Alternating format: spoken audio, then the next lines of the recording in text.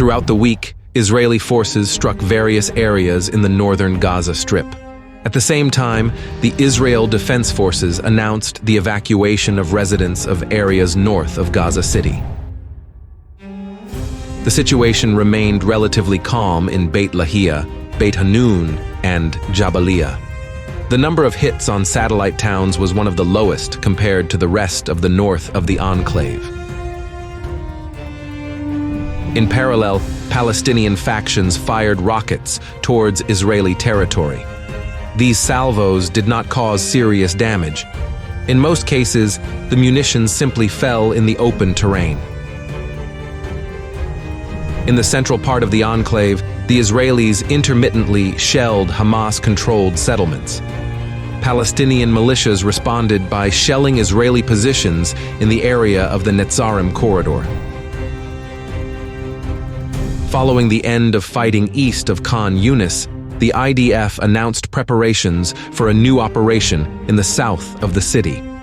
This was prompted by increased shelling of Israeli territory by militants from Kizan and Najjar and other areas. Meanwhile, in Rafah, Israeli forces continued to conduct counter-terrorism raids.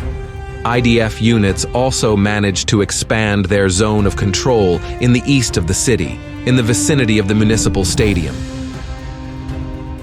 Meanwhile, in the West Bank, the Israelis conducted traditional raids in several settlements. The number of detainees in the Palestinian Authority since the beginning of the escalation has already passed 10,000. In response to the actions of the Israeli security forces, militants shelled Jewish settlements and committed terrorist attacks. Thus, in the southern part of Jerusalem, a Palestinian stabbed an Israeli woman, but was eliminated by retaliatory fire. The situation along the Lebanese-Israeli border remained tense. Hezbollah fighters carried out massive attacks with rockets and kamikaze drones into northern Israel, without casualties. In response, Israeli forces launched artillery and airstrikes into southern Lebanon. During the week, at least 13 Lebanese fighters were killed in strikes on Hezbollah positions.